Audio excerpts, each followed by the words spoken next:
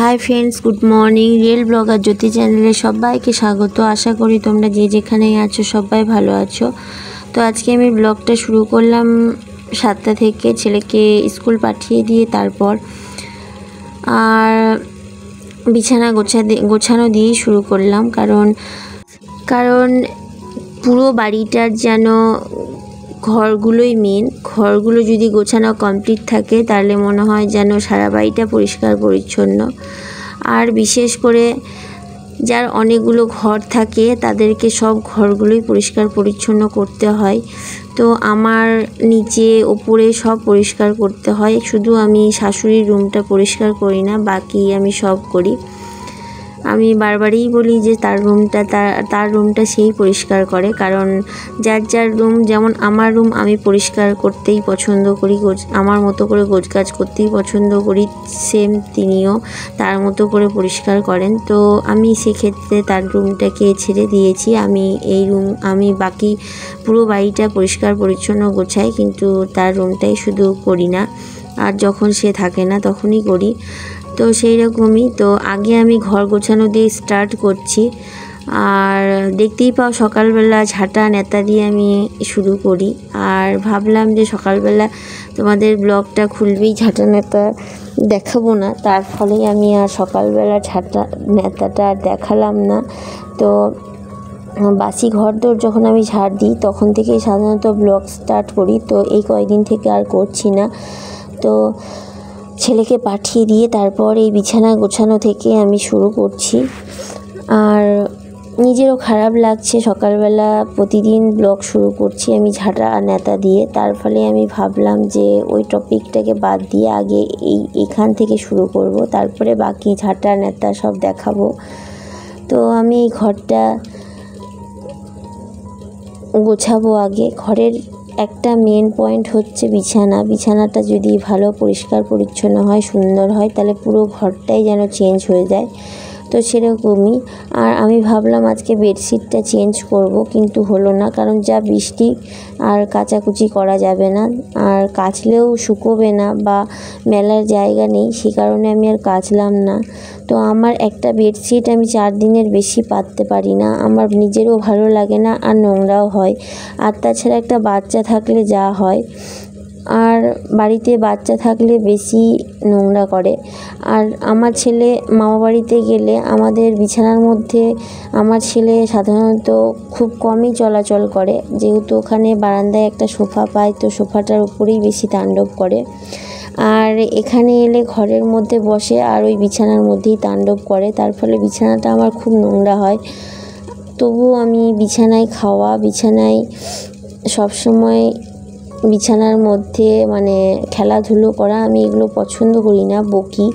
তারপরেও কিছু করার নেই, কিছু সময় বাধ্য হই যে মেনে নিই। তো দেখো বিছানাটা আমি গুছিয়ে নিলাম, দিয়ে মশারিটাকে গুছিয়ে রেখেছি, তারপরে এরকম করে ভাঁজ করে ব্যাগের মধ্যে পুরে দেবো। আর আজকে সারাদিন এত বৃষ্টি হচ্ছে না, বলার কথা নেই, প্রচুর মুষলধারে বৃষ্টি হচ্ছে। আর সত্যি কথাই বৃষ্টি মেয়েদের জীবনটাই এমন যে ঝড় হোক, জল হোক, বৃষ্টি হোক, নিজের শরীর খারাপ হোক, যাই হোক, সংসারের কাজকর্ম মেয়েদেরকে করতেই হবে। আর সব থেকে বড়, ঝড় জল বৃষ্টি যাই হচ্ছে সংসারের কাজকর্ম করা যায়, কিন্তু শরীর খারাপ হলে যেন সেটা অত্যাধিক হয়ে যায়। তো শরীর খারাপ হলেও যে সেই টাইমগুলো করতে হয় সেটাই অনেক কষ্টের। তো এটা আমি সকালবেলা রোজ এই ওষুধটা খাই, হোমিও, যদিও বা এটা হোমিও ওষুধ, প্রতিদিন সকালবেলায় খাই। তো খেয়ে নিলাম। আর তাছাড়া এখন যদি আমি ওষুধটা না খাই তাহলে আর ওষুধটা খাওয়ার কথা ভুলে যাই, তার ফলে আর ওষুধটা খাওয়া হবে না, ওই জন্য ওষুধটা খেয়ে নিই। আর মানি ব্যাগটা আমি কালকে ছেলেকে নিয়ে স্কুলে গেছিলাম, তো স্কুল থেকে এসে মানি ব্যাগটা আমি নিচের ঘরে ওখানে রেখে দিয়েছিলাম। তো দেখলাম আমি, যদিও বা আমার মানি ব্যাগে বিশেষ টাকা পয়সা নেই, দেখতেই পেলে যতটুকু আছে দেখে নিলাম ঠিকঠাক রেখেছিলাম না কোথাও ফেলে দিলাম এই রকম। কারণ আমি কোথাও যদি যাই, বাজার টাজার যদি যাই, একটু ভুলো মন টাইপের, যেখানে সেখানে পড়ে যেতেও পারে টাকা পয়সা, বা ভুলে যাই, এরকমটা অনেক কিছু হয়। তো এই তাকটা আমি গুছিয়ে নিচ্ছি। আর সবথেকে বড় এই জিনিসগুলো প্রত্যেকটা দিন প্রতিনিয়ত টিপটাপ করা, কারণ আমি ভাবি যে একদিন করলে প্রতিদিন যদি আমার পরিষ্কার পরিচ্ছন্ন থাকতো হয়তো আমাকে করতে হতো না। তো হয়তো এটাও ভাবি যে হয়তো বাড়ি ঘরদোর ভালো হলে একদিন পরিষ্কার করলে হয়তো অনেক দিন চলে যায়, কিন্তু আমার ক্ষেত্রে সেটা হয় না। কারণ পুরনো বাড়ি, এখান থেকে বালি পড়ে, ওখান থেকে বালি পড়ে, ফলে আমাকে রোজই সেগুলোকে ঝাড়তে হয়। আর তার ফলে আমি রোজই ঝাড়ি। জানি না আমার ভালো বাড়ি হলেও হয়তো আমি রোজ করব কি না জানি না, কিন্তু যার যেটা স্বভাব, হয়তো বা রোজই করব। সুন্দর বাড়ি ঘর হলে সেটাও হয়তো রোজ করব, কারণ এটা আমার হ্যাবিটে পরিণত হয়েছে, কিছু করার নেই। তো আমি তাকটা গুছিয়ে নিলাম, দিয়ে আলমারিগুলোকে ভালো করে মুছে নিচ্ছি। আর তারপরে ফ্রিজটাকেও ঝেড়ে মুছে নিচ্ছি। তো আর আমার দেখো সকালবেলা ঘুম থেকে উঠে আমার চুলটাও খোলা হয়নি, শুধু মুখ চোখটা ধুয়েছি, দিয়ে চুলটা খোলা হয়নি কারণ টাইম পাইনি। আর চুলটাকে আমি রাত্রেবেলা যেভাবে বিনুনি করে শুই সেভাবেই আছে, খালি ওপর একটা ক্লিপ মেরে দিয়েছি। তো আমি যেমন তেমন করেই তোমাদের সামনে প্রেজেন্ট হই। আমি আলাদা করে ভিডিও করব বলে সাজগোজ বা আলাদার কিছু করি না। তো এইভাবেই তোমাদের সামনে আমি প্রেজেন্ট হই। তো আমি এখন ঘরটা পরিষ্কার করে নিচ্ছি। আর এই মগটা ছেলের পেচ্ছাপের মগ, বলতে ছেলেকে রাত্রেবেলা ঘুম থেকে তুলে পেচ্ছাপ করতে হলে হয় উপরে যেতে হবে, না হলে একদম বাইরে যেতে হবে। সে কারণেই ওকে নিয়ে আর ঘুমের ঘরে ঘরে আমারও ওঠার ক্ষমতা থাকে না, ফলে আমি বিছানায় ওকে দাঁড় করাই, দিয়ে মগে করে হিসু করাই আর মগটাতে করে ফেলে দিই আর ধুয়ে রেখে দিই। তো আজকে হিসু করেনি সারা রাত, তো মগটাকে বাইরে রেখে দিলাম। মগটাকে সকালবেলা বার করতে ভুলে গেছি, তো এখন বার করে দিলাম। দিয়ে একটা বাচ্চা থাকলে, আবারও বলছি, একটা বাচ্চা থাকলে যা হয়, যত কাগজ ফাগজ এটা সেটা কাটে আর খাটের তলায় ভর্তি করেছিল, সেগুলোকে সব খাটের তলা থেকে পরিষ্কার করে তুললাম। তারপর নিচে পরিষ্কার করে আমি ওপরে চলে এলাম। জানি না আমি ক্যামেরাটাকে অন করে দিয়েছিলাম, দিয়ে তারপর ওখানে ওপরে এসে খাটে ওইভাবে বসেছিলাম, জানি না কি ভাবছিলাম আর বসেছিলাম, অনেকটা হাঁপিয়েও গেছিলাম, ওই জন্য এসে ওইভাবে বসেছিলাম।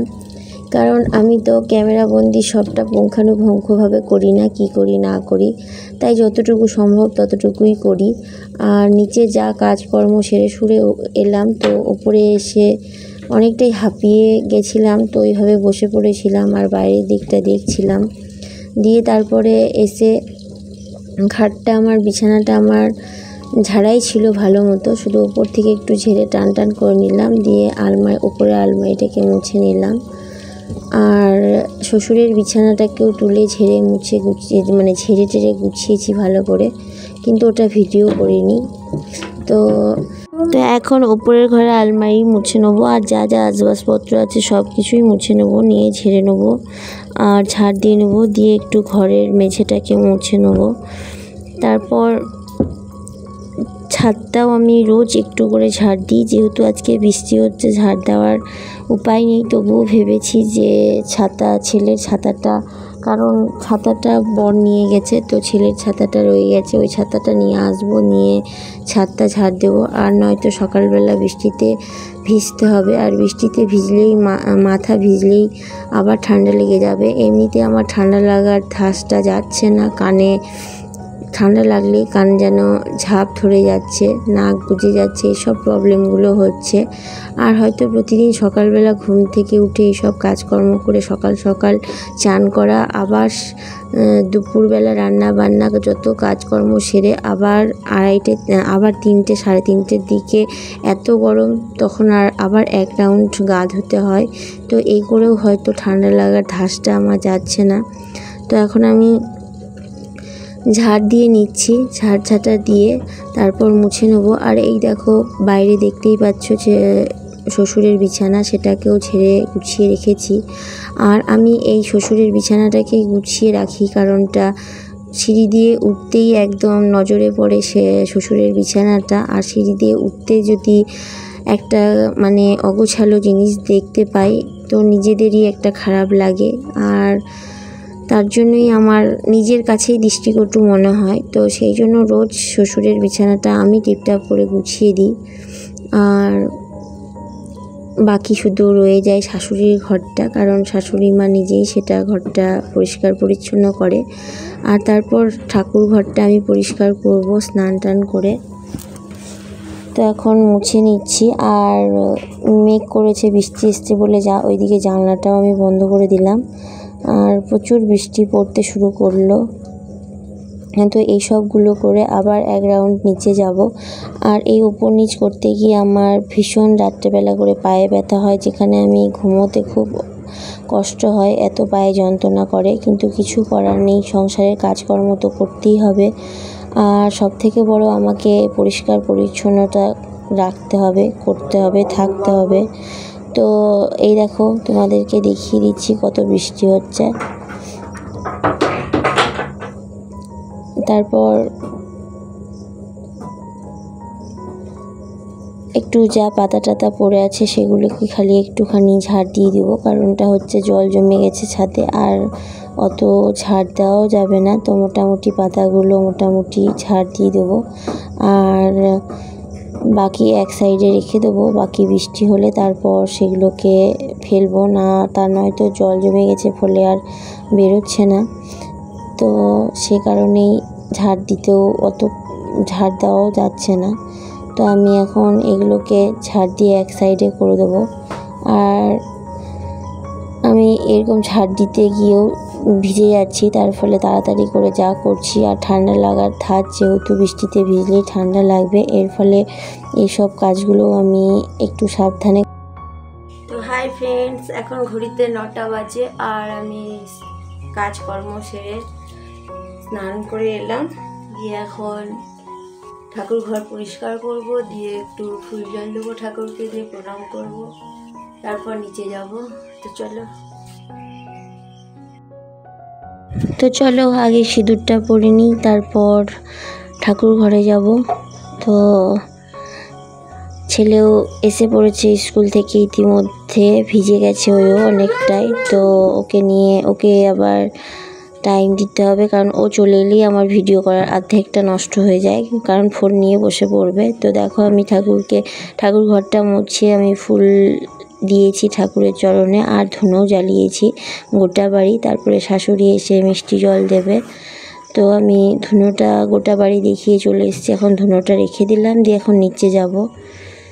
তো নিচে এসে এখন মা বেটু আমরা চানাচুর মুড়ি খেতে বসেছি। তো আমরা এখন ওপরে পুজো প্রণাম সব সেরে এখন মা বেটু চানাচুর মুড়ি খেতে বসছি। দেখো, শসা চানাচুর মাখিয়ে। তো খাওয়া দাওয়া সেরে এখন রান্নার কাজে লেগে যাব।